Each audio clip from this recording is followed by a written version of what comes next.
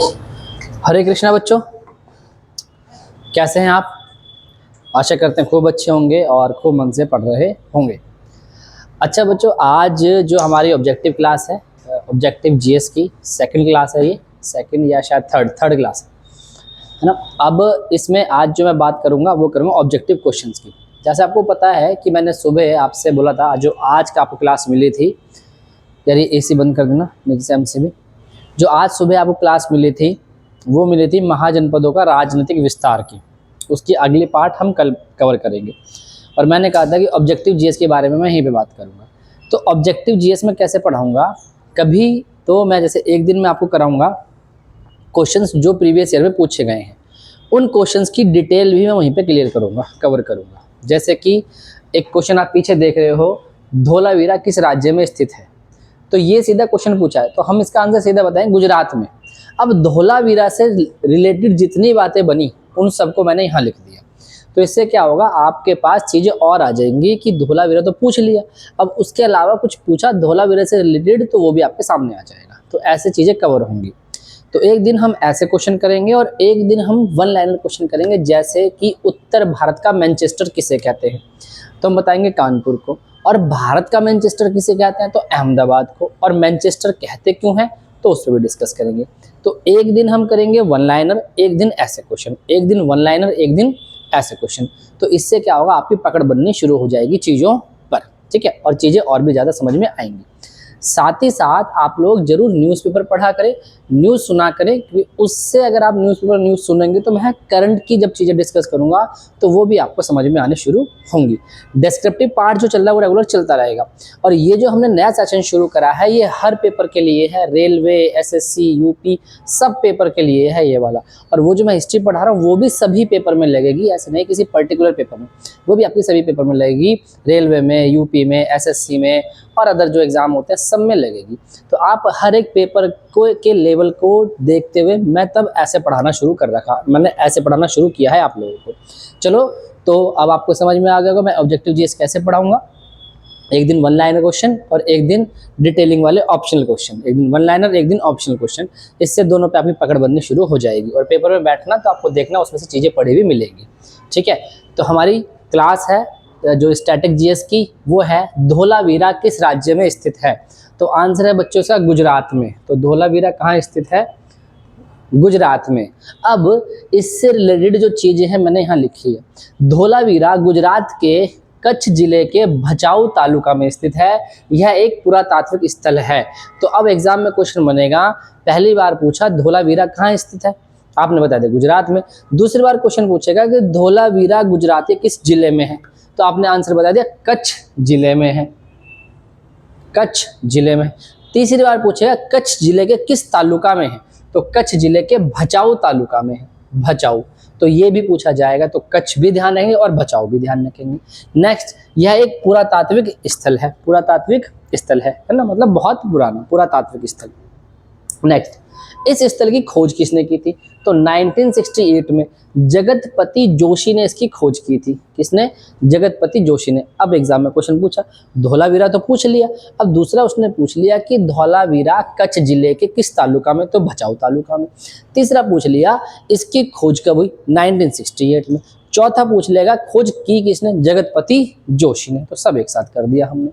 यहाँ पाई गई कलाकृतियों में टेराकोटा, मिट्टी के बर्तन, सोने, मोती, तांबे के गहने, जानवरों की मूर्तियां, कलश आदि उपलब्ध मिले हैं। मतलब धोलावीरा में ये सारी चीज़ें पाई गई हैं। आप इसे कट भी कर सकते हैं, ये जरूरत नहीं है करने की, मैंने मेंशन कर दिया था। यहाँ पे जो कलाकृतियाँ पाई गई उसमें टेराकोटा है, मिट्टी के बर्तन है, सोने हैं, जानवर हैं, मोती तांबे के गहने हैं, जानवरों की मूर्तियाँ हैं, ये सब मिली हैं, है ना। तो इसकी जरूरत नहीं है, बस पहला पॉइंट याद रखेंगे, सेकंड पॉइंट याद रखेंगे। तीसरा पॉइंट, 2021 में यूनेस्को ने धोलावीरा को भारत का 40वां विश्व धरोहर स्थल के रूप में घोषित किया है। इस सूची में शामिल होने वाला सिंधु सभ्यता भारत का ये पहला स्थल है। दैट मीन्स आप समझे, जो धोलावीरा है वो यूनेस्को की विश्व धरोहर सूची में 40वां स्थल है ना, धोलावीरा। अब और सिंधु घाटी सभ्यता का ये पहला स्थल है। कभी पेपर में आ जाएगा कि सिंधु घाटी सभ्यता का पहला स्थल जिसे यूनेस्को ने विश्व धरोहर सूची में शामिल किया, तो आप बताएंगे धौलावीरा। ठीक है, और यूनेस्को का कौन सा है वो 40वां, यानी कि उससे पहले 39 और हैं उसकी सूची में, यूनेस्को की सूची में, ये 40वें नंबर पे है। तो अगर आता है धौलावीरा यूनेस्को की किस नंबर पे है, तो 40वें नंबर पे है। और सिंधु सभ्यता का ये पहला स्थल जो रखा है यूनेस्को ने अपनी सूची में रखा है। तो सिंधु सभ्यता से देखें तो पहला, और धौलावीरा में देखें तो 40वें नंबर पे, ऐसे ध्यान रखना। तो पेपर में आएगा कि धौलावीरा को यूनेस्को ने किस सन में विश्व धरोहर सूची में शामिल किया, तो आंसर आएगा 2021 में। अब विश्व धरोहर सूची क्या होती है उसको समझ लो एक बार। विश्व धरोहर सूची होती है बच्चों, जैसे कि जो एक ऐसी सूची होती है, ऐसी धरोहर होती है जिसका हमें संरक्षण करना होता है, जिसको हमें बचा के चलना होता है। जैसे समझो ताजमहल है, लाल किला है ना, जैसे हमारा मान लो मथुरा में कृष्ण जन्मभूमि है ना, जैसे हस्तिनापुर है, उत्तर प्रदेश में हस्तिनापुर है।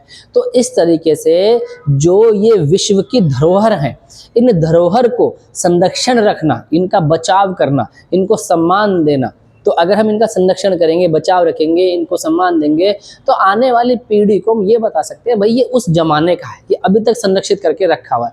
तो ये यूनेस्को का काम है कि वो हर देश के विश्व धरोहर चीज़ों को देखता है और अपनी लिस्ट में शामिल कर लेता है। समझ में आया, क्लियर हुआ?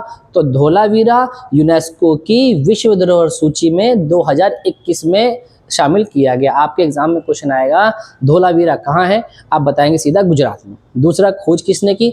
जगतपति जोशी ने। तीसरा, किस सन में की? 1968 में। धौलावीरा को यूनेस्को ने कब अपनी लिस्ट में शामिल किया? 2021 में। ठीक है, समझ में आ गया। अब यहाँ पे एक शब्द आ गया यूनेस्को, तो यूनेस्को के बारे में भी हम यही जान लेंगे। यूनेस्को, इसकी स्थापना 16 नवंबर 1945 को हुई थी। यह संयुक्त राष्ट्र की एक एजेंसी है, संयुक्त राष्ट्र यूएन यानी कि, तो ये यूएन का ही एक पार्ट है यूनेस्को। स्थापना हुई थी 16 नवंबर 1945 को। आपके पेपर में आएगा यूनेस्को की स्थापना कब हुई, तो बता देंगे 1945 में। यूनेस्को किसका भाग है, आप बता देंगे यूएन का भाग है। यूएन एक ऐसी संस्था है जिसके बारे में मैं आपको पढ़ा दूंगा, पूरा पढ़ा दूंगा, बहुत बड़ा है यूएन। अभी फिलहाल के लिए इतना याद रख लेना कि संयुक्त राष्ट्र की एक शाखा है क्या? यूनेस्को। यूनेस्को की स्थापना 1945। ठीक है, यूनेस्को का हेडक्वार्टर पेरिस, यूनेस्को का हेडक्वार्टर क्या है? पेरिस, ये लिखा, मुख्यालय पेरिस, और पेरिस जगह पड़ती है फ्रांस में, है ना, तो पेरिस में है। इतनी बात समझ में आ गई। तो यूनेस्को के बारे में अगर आपसे पूछे कोई कि यूनेस्को की स्थापना कब हुई, तो आप बताएंगे 1945 में हुई। यूनेस्को का हेडक्वार्टर कहाँ है, आप बता देंगे पेरिस में है। यूनेस्को जो है वो क्या काम करता है उसको मैं अभी बताता हूँ, वो क्या काम करता है। ये किसकी संस्था है? ये है यूएन की संस्था। इतनी बात समझ में आ गई। तो यूनेस्को के बारे में भी आपको पता चला। नेक्स्ट इसी के अंदर देख ले, यूनेस्को का कार्य क्या है? शिक्षा को बढ़ावा देना, विश्व धरोहर स्थलों की पहचान करना। विश्व धरोहर ये पहचान करता है कि यार ये तो बहुत अच्छी धरोहर है, इसको तो संरक्षण देना चाहिए, तो विश्व धरोहर सूचियों की पहचान करना, शिक्षा को बढ़ावा देना और सर्वेक्षण करना उनका, शांति सुरक्षा को बढ़ावा देना, आदि बहुत से काम है किसके? यूनेस्को के। शांति बनाना, विश्व धरोहर की पहचान करना और साथ में शिक्षा को बढ़ाना, विज्ञान को बढ़ाना, ये सब काम किसका है? आपका यूनेस्को का। इसके अलग भी और बहुत सारे काम हैं।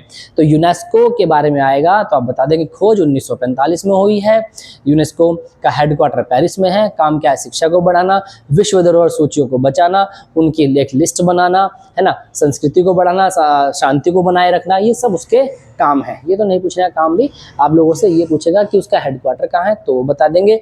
ये पूछेगा आपसे कि स्थापना कब हुई? 1945 में हुई, ये बता देंगे। ये वाली बात है यूनेस्को में बता देंगे। और साथ ही साथ में ये लिखा है, इसने नहीं लिखा, नहीं लिखा, इसको आप नोट करके लिखो, मैं बताता हूँ, एक बार ये दे देना मुझे, लिखो यूनेस्को, हेडिंग डालो यूनेस्को, जो मतलब आप लिख लोगे इसे रफ में लिख लो, फिर नोट्स बना लेना इसके, है ना। यूनेस्को, इस यूनेस्को की फुल फॉर्म भी आ जाती है, तो लिख लो United Nations Educational, Scientific and Cultural Organization. United Nations Educational, Scientific and Cultural Organization. Cultural Organization ये यूनेस्को की फुल फॉर्म है, पेपर में आएगी तो गलत नहीं करना। United Nations Educational, Scientific and Cultural Organization. समझ में आया? गलत नहीं करना, यूनेस्को की फुल फॉर्म है। अब आपसे देखो, धौलावीरा तो मैंने बताया गुजरात में। धौलावीरा के साथ मैंने उसकी खोज बता दी, उसका सन बता दिया।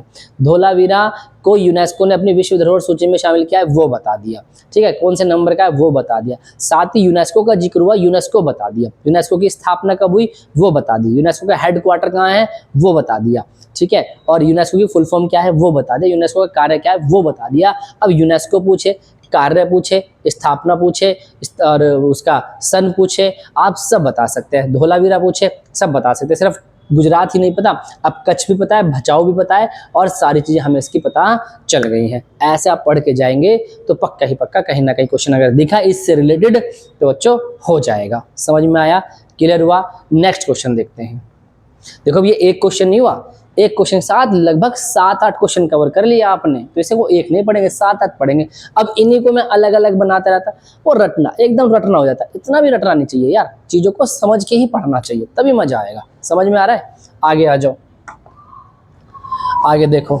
नेक्स्ट क्वेश्चन है इल्तुतमिश। इल्तुतमिश कह रहा हूँ, एकता प्रथा।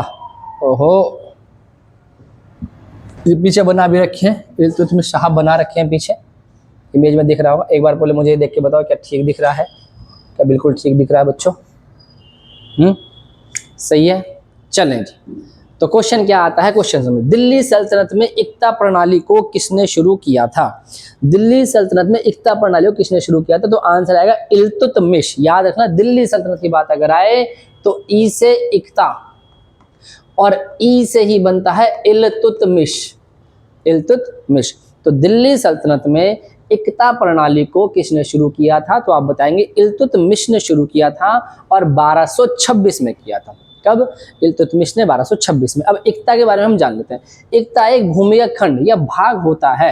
एकता का नियंत्रण करने वाले को इक्तादार, मुक्ति या वली कहा जाता था। अब जरा समझो एकता क्या होता है। ऐसे मानो आपके पास बहुत ज्यादा जमीन है, इस जमीन का एक भाग आपने किसी व्यक्ति को दे दिया, तो जो भूमि का भाग आपने व्यक्ति को दिया है उसको बोला एकता, और जिसने वो भूमि का भाग लिया यानी जिस व्यक्ति ने लिया है उसको बोलते थे इक्तादार या मुक्ति या वली। समझ में आया? इक्तादार, मुक्ति या वली। क्लियर हो गया? ठीक। तो ये प्रथा किसने शुरू करी? इल्तुतमिश ने। अब ये प्रथा क्यों शुरू करी थी जरा समझना।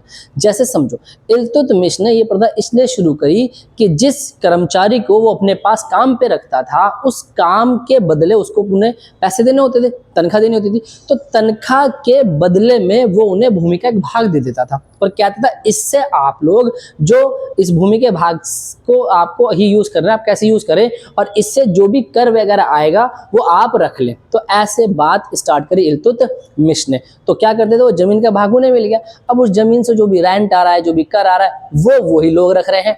ठीक है ना? तो अपनी तनख्वाह, अपनी सैलरी वगैरह वो उस एकता से ले रहे हैं, यानी उस भूमि के खंड से ले रहे हैं। तो ये एकता प्रथा शुरू करी इल्तुतमिश ने, और इस एकता प्रथा के द्वारा वो अपने व्यक्तियों को वेतन दे देता था, ऐसे मान ले। ठीक है, समझ में आया? एकता का मतलब समझ में, एकता मतलब भूमि का भाग, और जो इस एकता को रखता था उसको एकतादार, मुक्ति या वली कहते थे।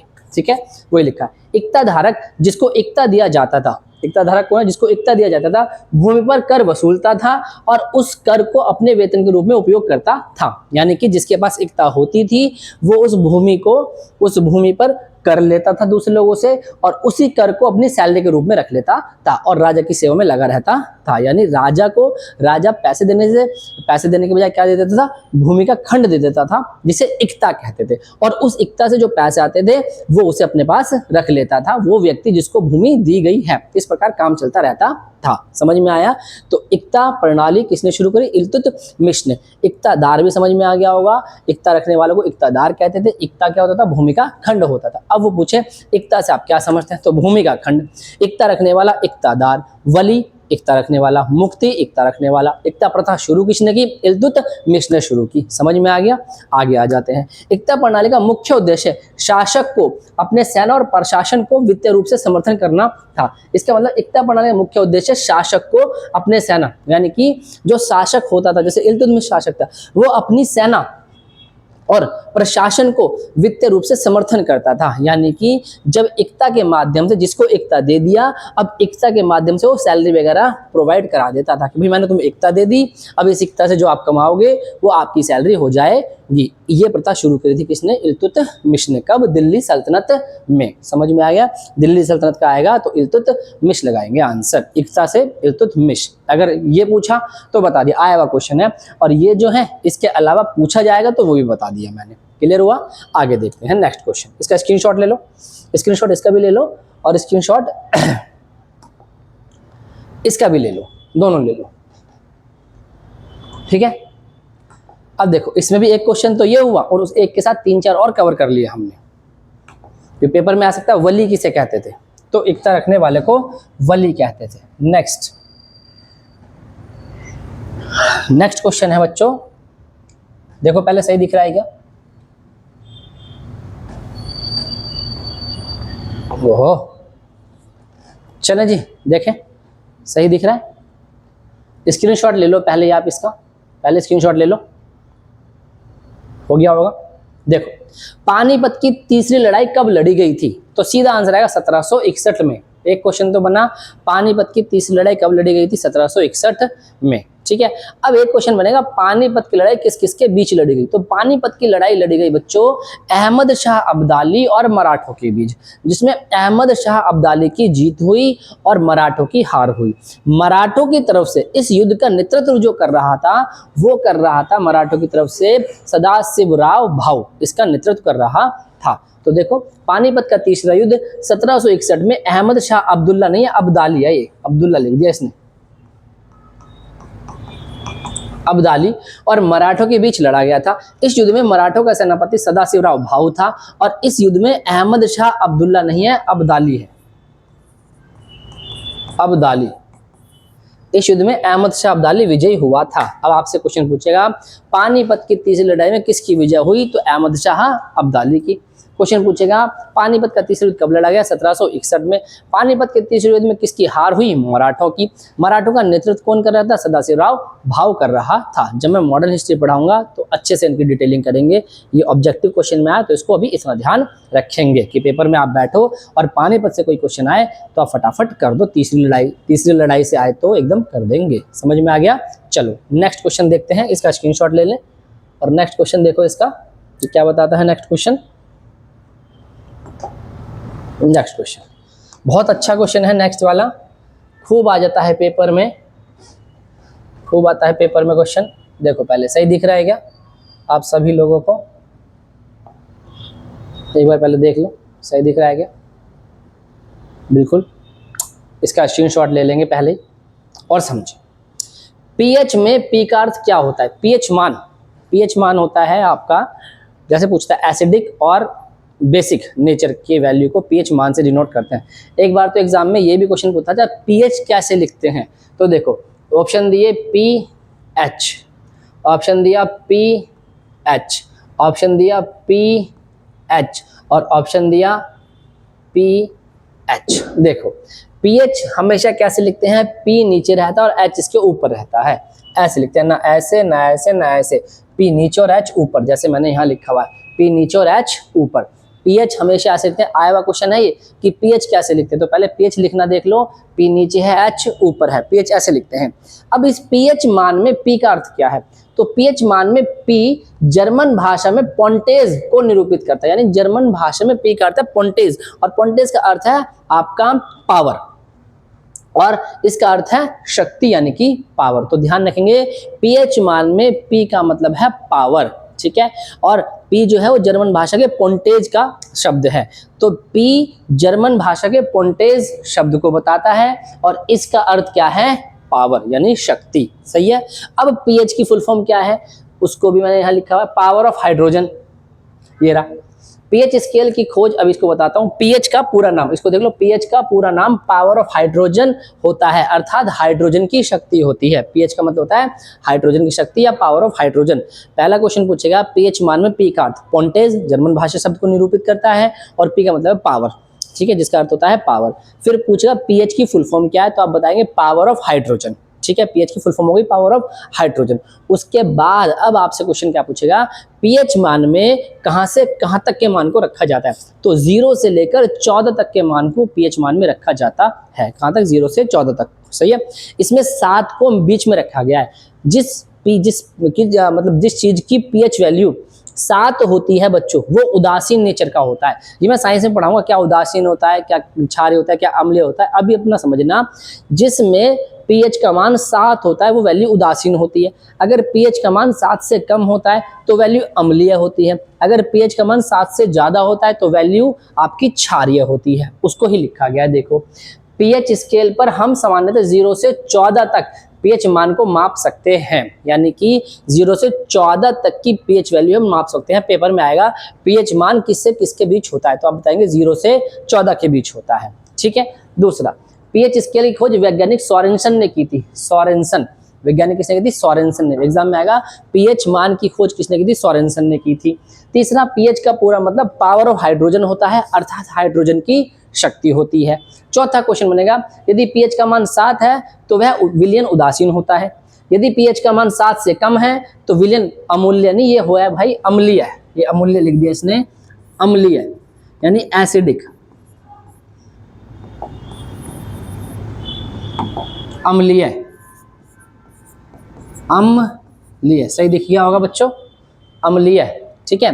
तो जिसका मान 7, जिस पीएच का मान 7 से कम होता है तो वो अम्लीय नेचर का होता है, और यदि पीएच का मान 7 से ज्यादा हो जाए तो वो विलयन क्षारीय नेचर का होता है। क्षारीय यानी कि बेसिक नेचर का होता है। तो अब आपसे क्वेश्चन पूछेगा, पीएच में कहां से कहां तक की वैल्यू नापते हैं, 0 से 14। पीएच की फुल फॉर्म क्या है, पावर ऑफ हाइड्रोजन। पीएच की खोज किसने की, सोरेनसन ने। पीएच की पावर क्या है, पीएच का मान क्या है, पावर ऑफ हाइड्रोजन, 0 से 14 तक का।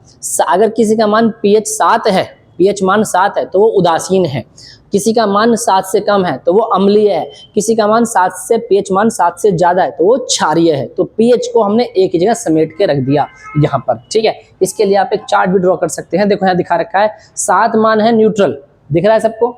7 से कम है एसिडिक, 7 से ज्यादा है तो एल्काइलाइन यानी कि बेसिक। क्या होता है, बेसिक। तो इसको आप ऐसे भी नोट कर सकते हैं, ऐसे कर लेना चार्ट बना के, 7 जैसे मैं बना रहा हूँ 0 से 14, 0 से 14, 7 से कम है और यहाँ 7 से ज़्यादा है। अगर 7 से कम है तो अम्लीय है और 7 से ज़्यादा है तो क्षारीय है, एसिडिक है, और ये बेसिक है। ये आपको ध्यान रखना है, ऐसे आप ध्यान रखेंगे। और जो अगर 7 पे है तो उदासीन है, उदासीन। एक ही जगह हुई पीएच की सारी मान, 7 से कम अम्लीय, 7 से ज्यादा क्षारीय, 7 तो एसिडिक है। क्लियर हुआ, समझ में आ गया अच्छे से पीएच वैल्यू। ठीक है, तो पीएच मान भी आपको क्लियर हो गया। इसका स्क्रीनशॉट ले लें और जब इसे नोट करेंगे तो इसको भी ऐसे ही नोट कर लेंगे, याद हो जाएगा। सही है। अब आगे आ जाओ, हमारा लास्ट क्वेश्चन है आज का। लास्ट क्वेश्चन है हमारा होम रूल लीग। एक ही क्वेश्चन नहीं हुआ ये, इसके साथ बहुत सारे क्वेश्चन हो गए हैं। धीरे धीरे आप देख रहे हैं बढ़ते जाएंगे, बस आप लोग इसका रिवीजन करते चलना, है ना। देखो क्वेश्चन है कि होम रूल लीग आंदोलन के संस्थापक कौन थे। सही दिख रहा है आप लोगों को ये, ठीक है। होम रूल लीग आंदोलन के संस्थापक कौन थे, तो बच्चों होम रूल लीग आंदोलन के संस्थापक 2 लोग थे। एक थी एनी बेसेंट और एक थे बाल गंगाधर तिलक। एनी बेसेंट, ये बाल गंगाधर तिलक और एनी बेसेंट, दोनों इसके होम रूल लीग के संस्थापक थे। यह आंदोलन इन्होंने स्वशासन प्राप्त करने के लिए चलाया था। स्वशासन का मतलब होता है अपना शासन। होम रूल लीग का मतलब, देखो होम मतलब घर और रूल मतलब अपना ही नियम, यानी कि अपना घर है तो अपना ही नियम होना चाहिए। तो स्वशासन को, यानी अंग्रेजी जमाने में स्वशासन को प्राप्त करने के लिए एनी बेसेंट ने और बाल गंगाधर तिलक ने होम रूल लीग आंदोलन चलाया था। जो बाल गंगाधर तिलक हैं, इन्होंने ये आंदोलन बेलगांव में चलाया और एनी बेसेंट ने मद्रास में चलाया। ये एग्जाम में क्वेश्चन आएगा, तो उसको मैंने यहाँ लिखा है कि बाल गंगाधर तिलक के द्वारा 28 अप्रैल 1916 को पुणे, बेलगांव आज कर्नाटक में पड़ता है, उस समय इन्होंने बेलगांव में आंदोलन चलाया और पुणे में इसका हेडक्वार्टर रखा। तो कभी पुणे आए पेपर में तो पुणे भी लगा देना, और पुणे नहीं आए तो बेलगांव लगा देना। ठीक है। तो होम रूल आंदोलन चलाया गया था। तिलक ने यह लीग बेलगांव में स्थापित किया था, लेकिन इसका मुख्यालय पुणे में था। ये मैंने करवा दिया, अभी बताया। एनी बेसेंट द्वारा सितंबर 1916 में, यानी कि इन्होंने जो स्टार्ट किया अप्रैल में, और अप्रैल के बाद सितंबर 1916 में एनी बेसेंट ने शुरू किया। अडियार में, अडियार जगह पड़ती है मद्रास में, होम रूल आंदोलन चलाया था। तो आपसे क्वेश्चन में आएगा कि होम रूल आंदोलन किस किसने चलाया, तो एनी बेसेंट ने और बाल गंगाधर तिलक ने। अब मैं जो एक और क्लास बनाऊंगा उसमें मतलब जैसे भी क्वेश्चंस आएंगे आपके, इसी तरीके से मैं कवर करता चलूंगा। तो एक दिन मैं वन लाइनर बताऊंगा सीधा सीधा, है ना, और एक दिन ऐसे क्वेश्चंस को लेकर आऊंगा। तो आपके दोनों चीजें होती चलेंगी। एक ही रजिस्टर बनाना, उसको आप जैसे मैं करा रहा हूँ ऐसे नोट करके चलना, इन्हें याद करना। अब देखो जैसे पेपर में क्वेश्चन आएगा होम रूल लीग की स्थापना, एकदम दिमाग में घूमना चाहिए। यार तिलक बताया था भैया ने, और एनी बेसेंट बताया था। एनी बेसेंट सितंबर 1916, तिलक अप्रैल 1916। तिलक ने बताया बेलगांव पुणे, और एनी बेसेंट ने बताया मद्रास अडियार। इस तरीके से पढ़ना, आराम से नंबर आएगा। तो आज क्लास हमारी खत्म होती है, नेक्स्ट क्लास कल मिलेगी फिर आपको 9:30 बजे के आसपास, है ना। और धीरे धीरे इसका टाइम हम चेंज कर देंगे कि शाम को 4 बजे डालें या 9:30 डालें, बता देंगे। जैसे भी सही रहेगा वैसे डालते रहेंगे। और फिर हमने एक सीरीज शुरू कर रखी थी कि आपको करंट के क्वेश्चन कुछ बताना, तो उस करंट के क्वेश्चन को भी हम जल्दी दोबारा डिस्कस करेंगे। 1-2 क्वेश्चन डेली उस पर बात किया करेंगे। तो मिलते हैं नेक्स्ट क्लास के साथ। अच्छे से बने रहिए हमारे साथ, पढ़िए मन लगा करके, नंबर पक्का आएगा यार, जरूर आएगा। मेहनत से पढ़ना आप लोग, ठीक है। चलो, हरे कृष्णा, धन्यवाद।